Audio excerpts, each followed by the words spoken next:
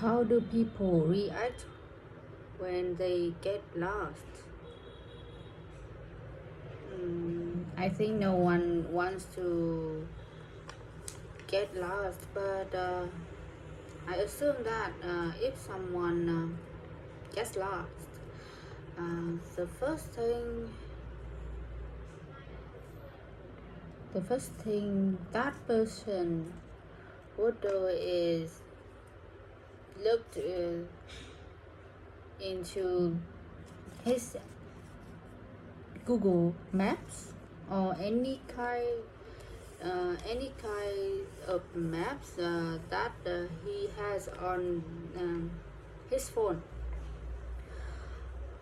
or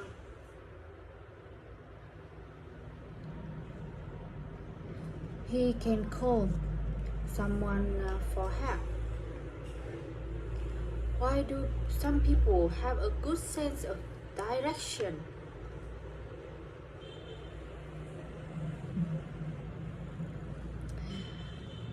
I would say some people, they have really a good sense of direction.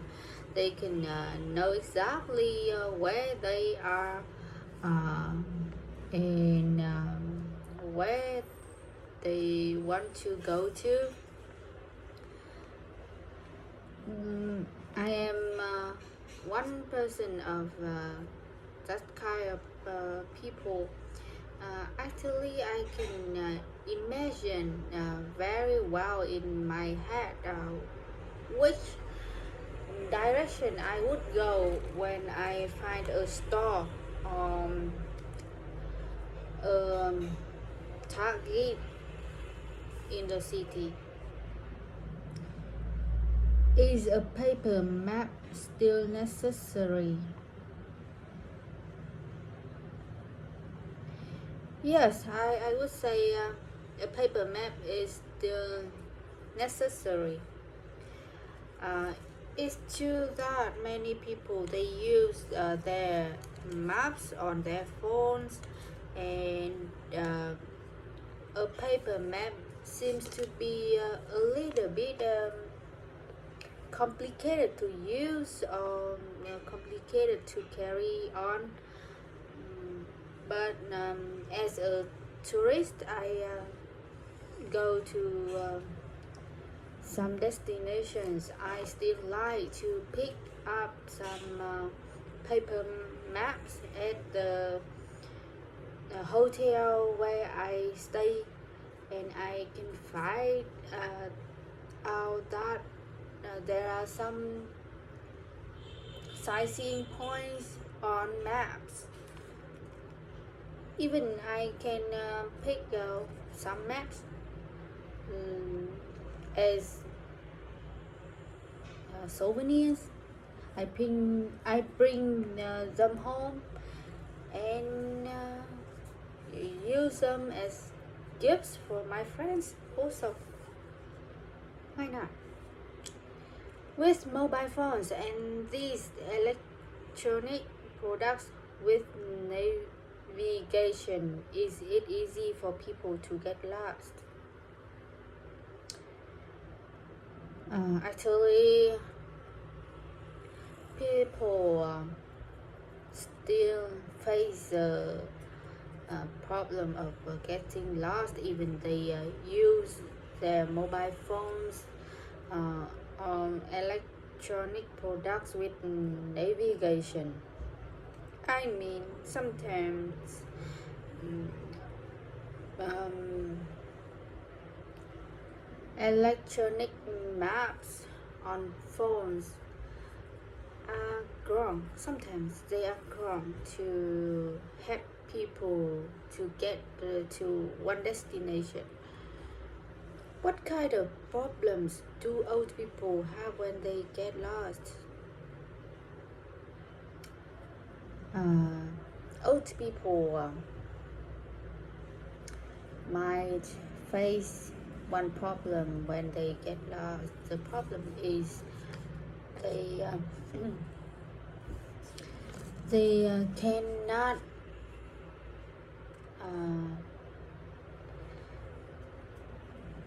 know exactly how they can get some help from other people. For example, they seem to um, not open to ask someone on the road to go to their home or even to the police station. I think another serious problem is that they might not remember who they are or exactly where their home is. Yeah.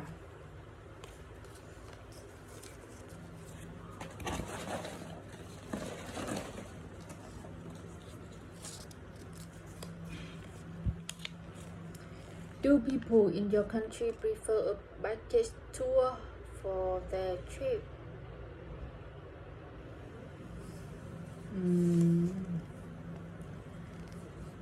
Yes, I can say people in my country like to book a tour when they want to visit somewhere. Personally, I book sometimes a tour to other countries. I don't know exactly other people think about this problem, but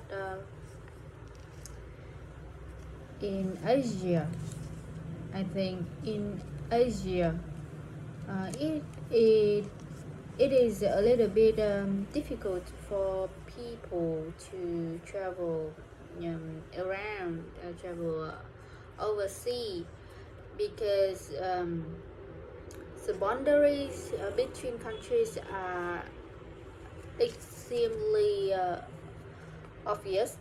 Obvious. It's not like in Europe. They don't have uh, physic boundaries, but in Asia, um, people are controlled when they enter another country. So it is good for people when they can book a tour.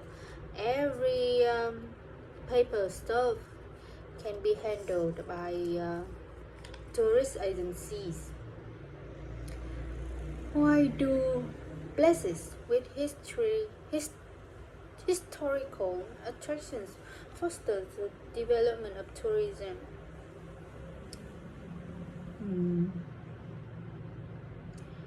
Yeah, tourism is quite a large area, a big area that people can develop, and each country wants to develop their tourism. And the difference between these nations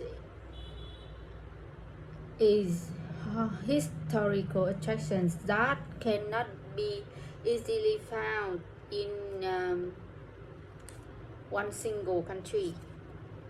For example, uh, Chinese people like to go to Vietnam because they like some museums or pagodas.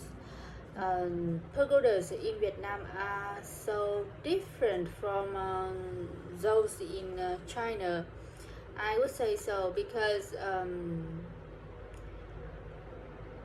pagodas in China are more related to dragons and with red color. But in Vietnam, most pagodas are painted in gold or brown. It looks like more friendly. Why do you think people usually travel?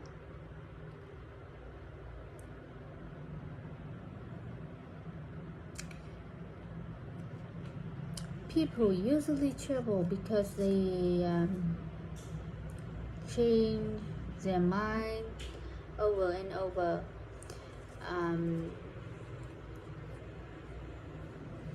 After work, they need somewhere to relax, and because I don't know, but actually I think one person just lives once.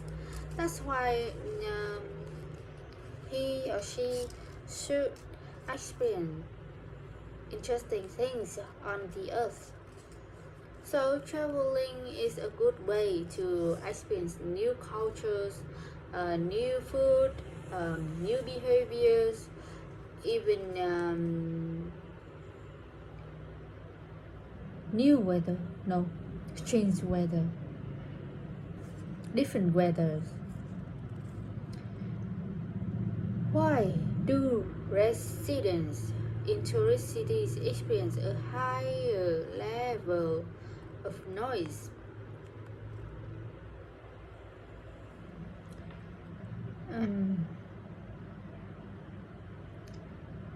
In residents in tourist cities might face the problem of noise because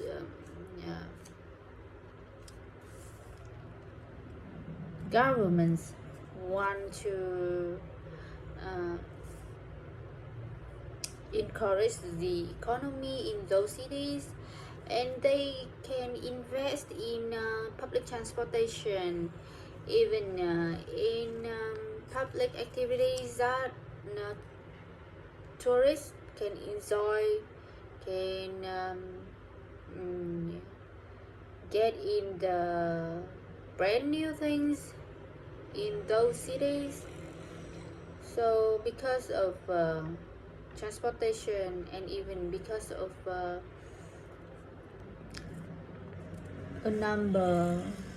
large number of tourists, people who live in those cities have to get used to those noise.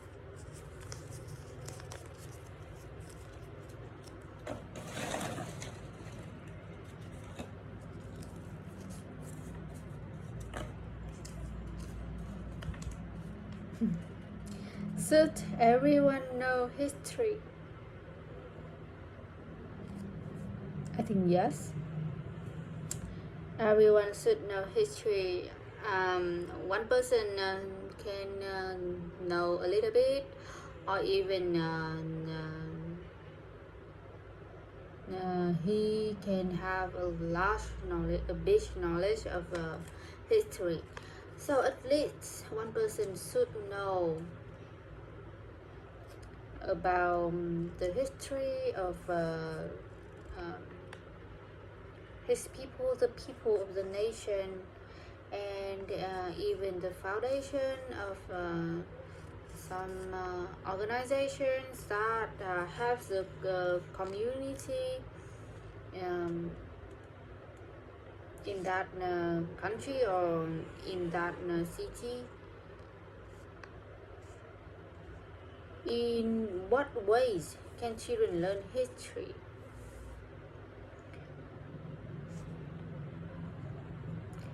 Young children can learn history by visiting museums, and children can also learn history through subjects at school. They can even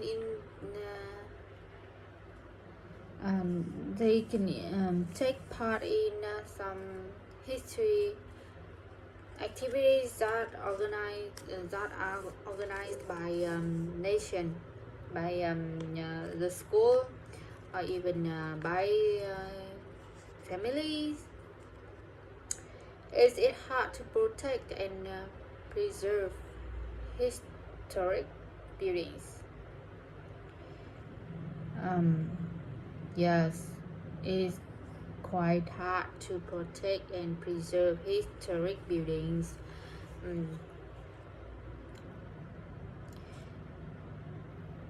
Some historic buildings are well known and people go there.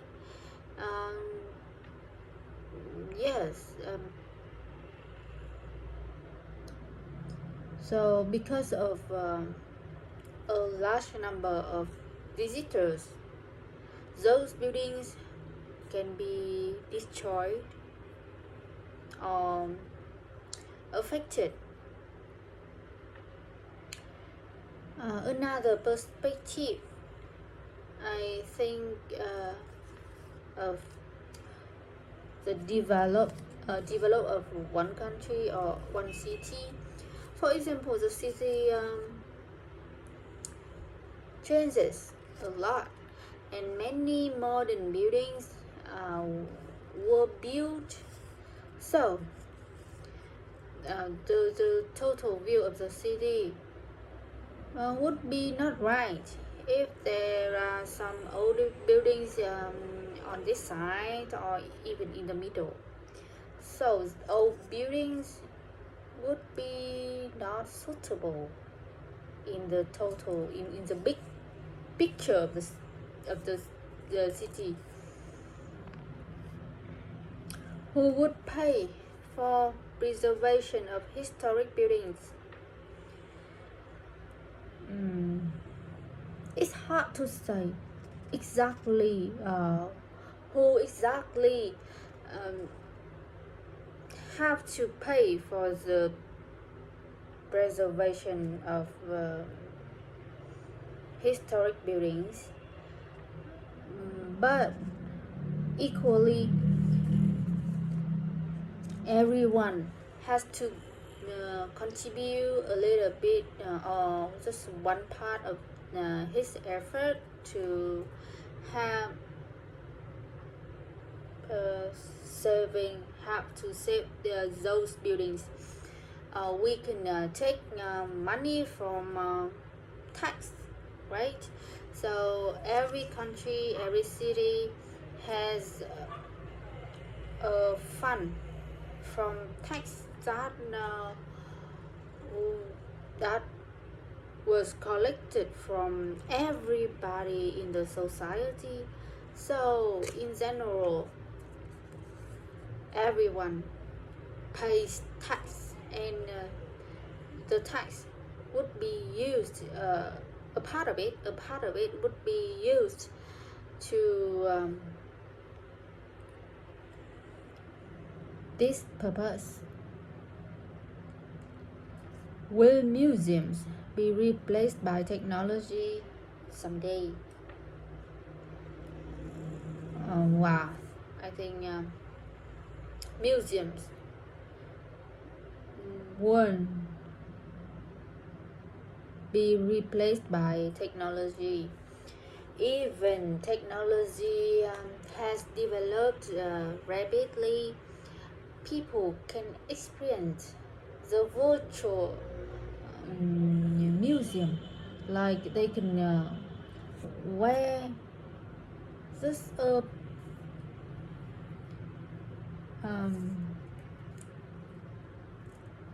they can wear glasses and from electric modern electric glasses, they can see virtual museums, but virtual museums cannot replace traditional museum, because the feeling that